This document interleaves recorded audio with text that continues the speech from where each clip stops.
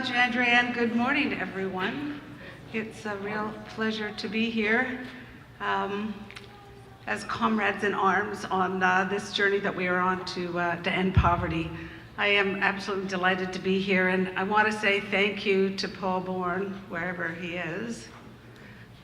Oh, there he is. I was afraid to go out for coffee. I want you to listen to me.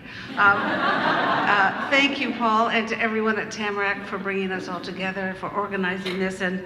And I really want to say a big thank you to Alan Broadbent. I know you heard from him this morning, but what an extraordinary individual. Thank you, Alan, so much for all you do in your beautifully quiet and humble way. Thank you. So we've got people from right across the country here, and that's pretty cool. And it's especially cool that we have so many from London. Where are my London people? Look at this, that's fantastic. You know what, we all in politics learn at a, we sort of learn at a high level. We get very filtered stories that finally make it up to the minister.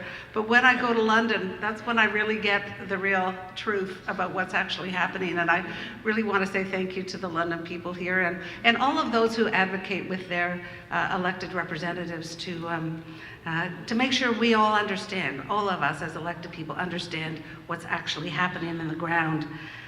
I'm also very honored to be sharing the stage with the Mayor of Edmonton. And I think I speak for everyone when I say, what the heck? So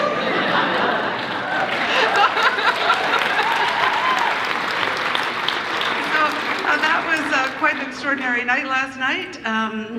If you haven't heard, something happened in Alberta. And I think we're all looking forward to seeing what that change actually will mean for the people of Alberta. So we've gathered together to share ideas, to share our successes, and to share our challenges. We've gathered together to learn from one another, to recharge our batteries by connecting with others who share our passion and our determination to do better. On behalf of Premier Kathleen Wynne and our government, I want to say welcome to Ontario for those who are not from Ontario, and welcome to our nation's capital. I really want to start by saying thank you, each one of you, for the work you do every day to address our biggest social challenges. You work day in, day out. You don't get enough thanks, and I just want to say thank you for the work you do. It's extraordinary what you've accomplished, and even more extraordinary what you will accomplish. Thank you. And I have to say, as the minister responsible for Ontario's poverty reduction strategy, it just kind of fills my pot to be in a room with all of you. Thank you for that. I really believe that we're at an important moment, a bit of a tipping point in the history of our fight against poverty.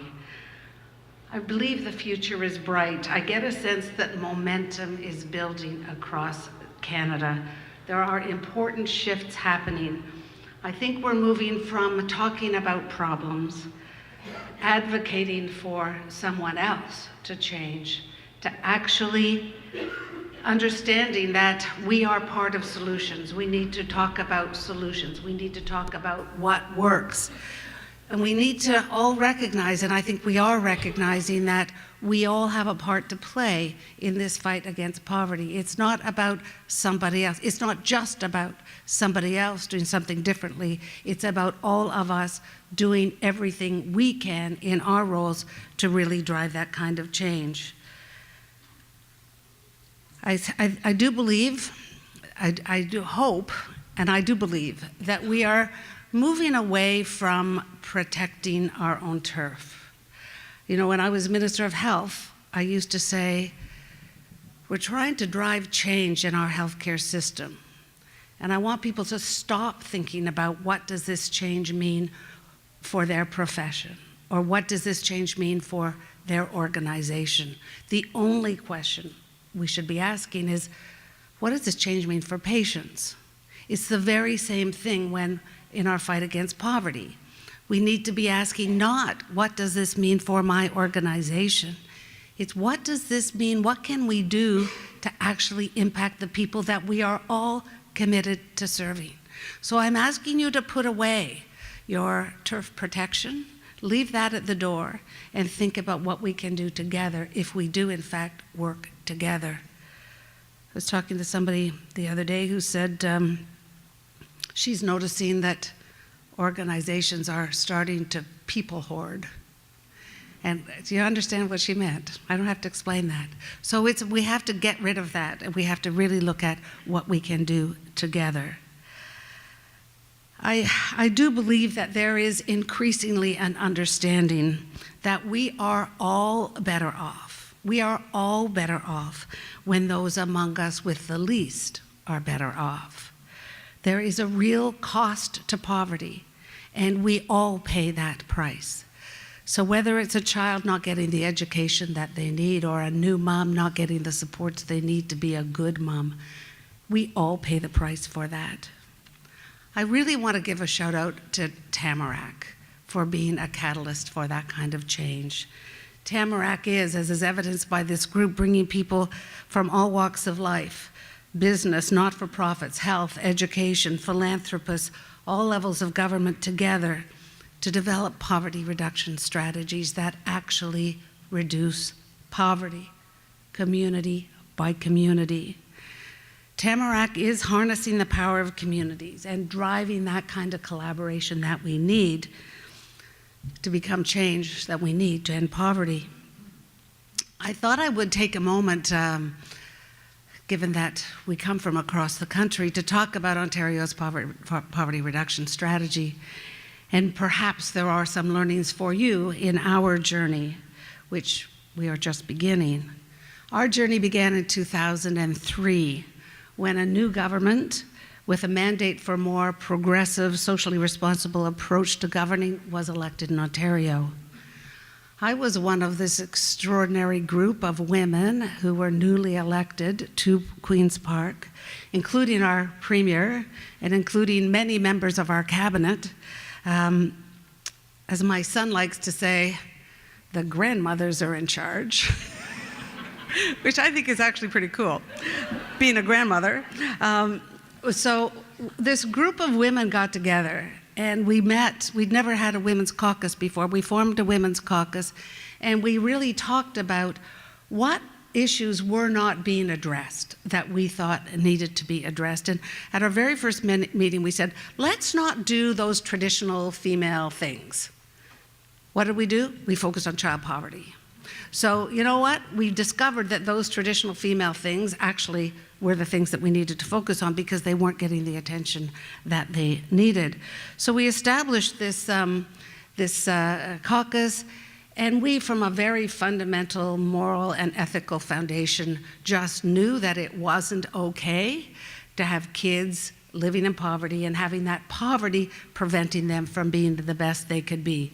So we did our homework, we created a plan, we took that plan to big caucus, and lo and behold, the men in our caucus thought it was a great idea to focus on poverty reduction. So they were with us, but it took women to lead the charge. We believed in what the great June Callwood had said. You will all remember this, I'm sure. She said, when you are witness to an injustice, you are, whether you like it or not, a participant in that injustice, and it's the only decision you have to make is how you want to participate. You can't just turn a blind eye. You have to just decide you're going to participate. So we were able to convince the Premier, God bless him, he would say to this day, it wouldn't have happened if it hadn't been for the women. And I was given the honor of chairing the committee for our first poverty reduction strategy. I toured the province, and what I did was I listened. And I listened, and I listened. The result was Ontario's first poverty reduction strategy, and we called it Breaking the Cycle. We chose to focus on children even though there was great need across the age spectrum. But we did choose to focus on children because we knew that breaking the cycle of poverty would give us the best return on that investment. As one consultation participant said to me, the hard part about being strategic is that you have to say no to a lot of other needs, and those needs are all legitimate and they exist. But we chose the path of, instead of doing a little for everyone, we did a lot for kids. And I can tell you that that was the right thing to do. We've made a measurable difference. We brought in something called the Ontario Child Benefit because one participant in one consultation said to me, please, we don't need any more programs. We're poor because we don't have enough money. So we brought in the Ontario Child Benefit, and it's $1,300, a maximum of $1,310, I think, per child per year for low and middle income families, and it is making a real difference for people. We brought in full-day junior and senior kindergarten. We passed the Poverty Reduction Act, which requires every government, regardless of their political stripe, to bring in a renewed poverty reduction strategy every 5 years. I want to read the preamble to the Act because it is a bit of a touchstone for me. And this is what we say in the legislation preamble. The government's poverty reduction strategy is guided by the vision of a province where every person has the opportunity to achieve his or her full potential and contribute to and participate in a prosperous and healthy Ontario. That's what we're trying to do. We know there is potential in everyone, and our job is to allow that potential to flourish. You heard Andrea talk about the importance of indicators. I couldn't agree more. We identified 8 indicators in our first strategy. We are committed by legislation to report back annually on those indicators.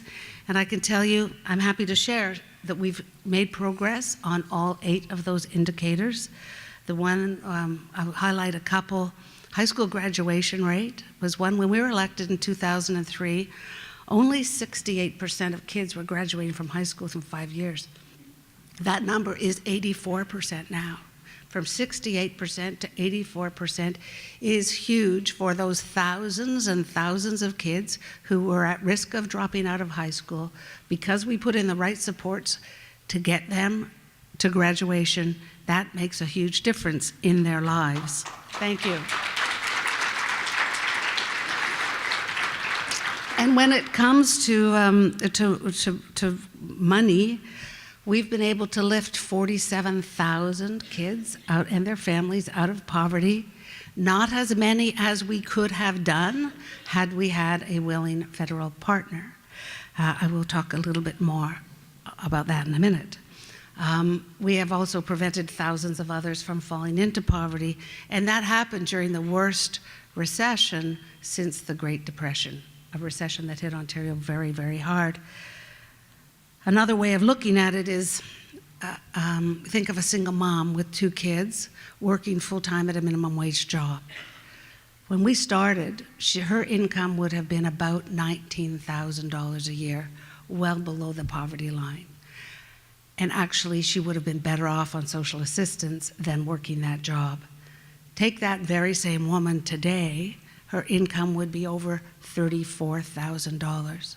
Now, nobody is saying that's living in the lap of luxury, but I can tell you the outcomes for that family, those kids, is far, far better now than it was then. But as I say, we are just beginning this journey. And we have released now the second poverty reduction strategy, and I did ask the Premier if I could take the lead on that again, because it's pretty important to me. So our second strategy is called Realizing Our Potential. And we want to build on the success of our first strategy. We want to continue the focus on kids, but we're expanding that. And again, as a Minister of Health, I know that if you measure things, you can drive change. You can achieve miracles. If you don't measure it, you just never know what impact you've had. So the new poverty reduction strategy is building on 4 pillars. The first is continuing our work with kids. The second one is really focusing on employment and income security, especially for those facing systemic barriers to employment. The third, and this is not in order of importance, but the third is one that I am very excited about, and we are committing, it's a long-term goal, to end homelessness in Ontario. I know we can do it. I know we can do it.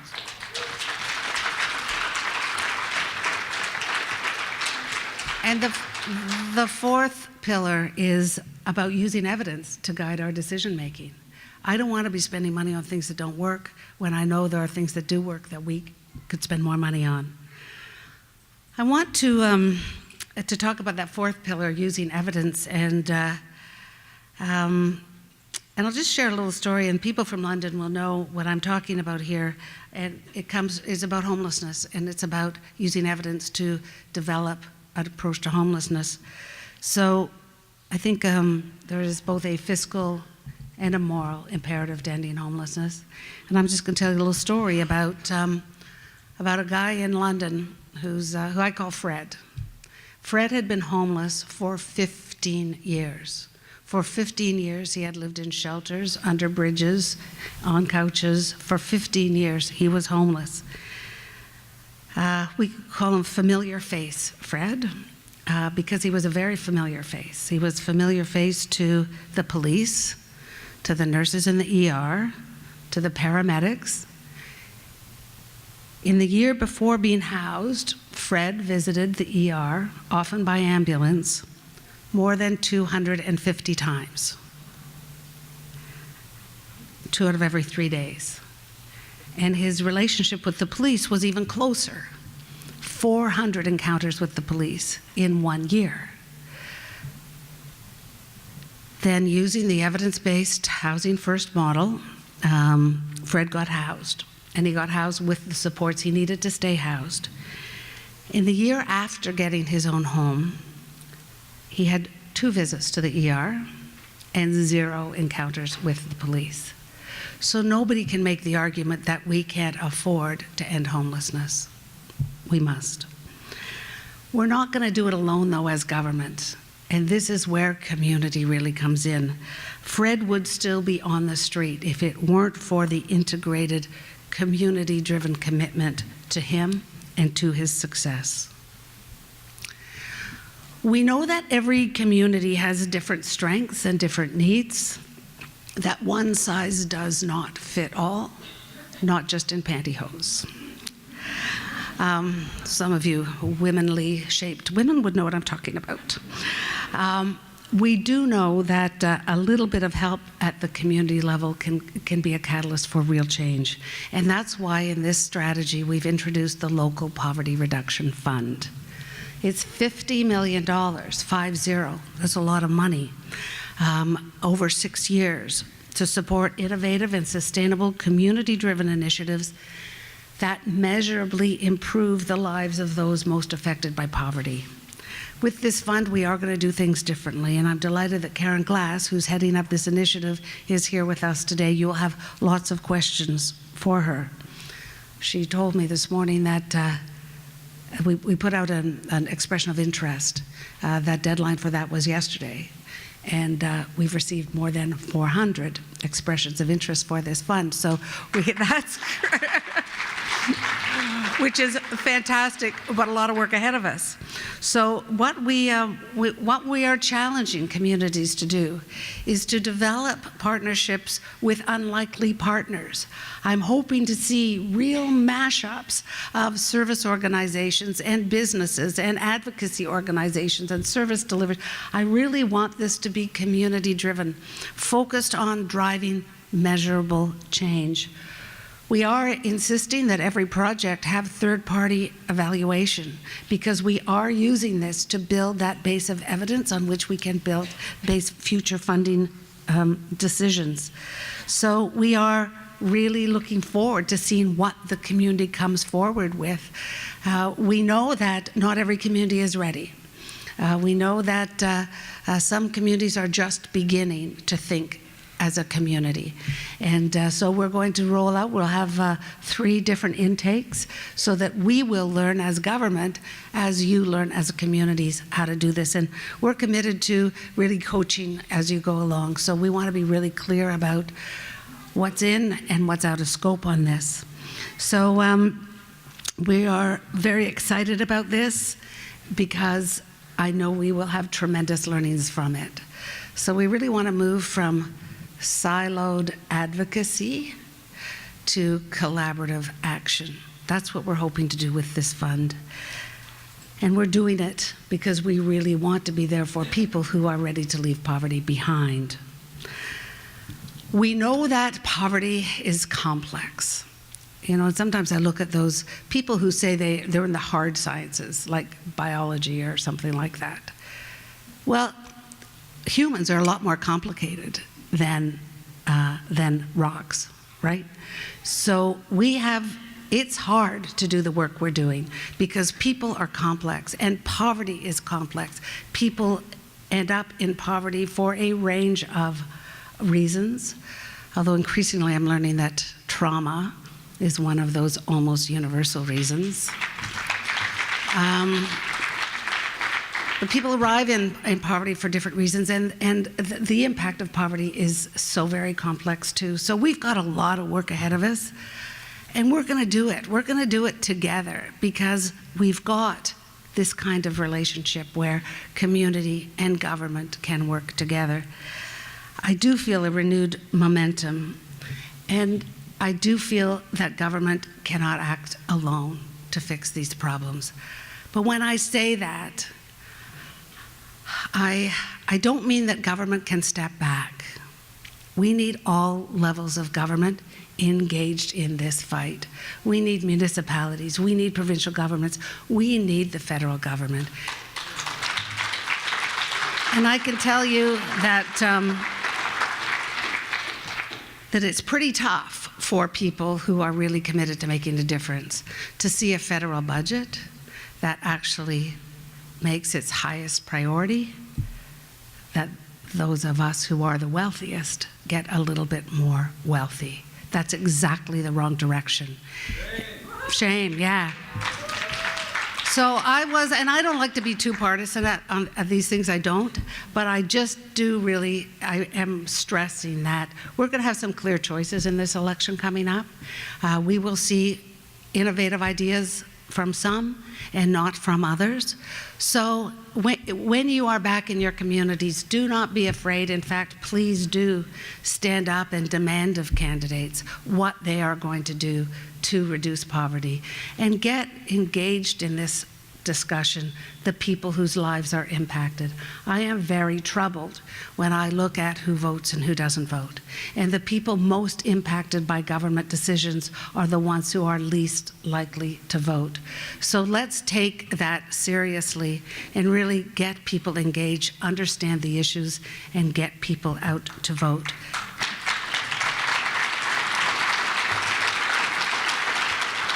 So I do think that we're making real progress, measurable progress, but just imagine what we could do if we actually were firing on all cylinders and all of us had the same vision for the kind of Canada we want to have. Thank you so much.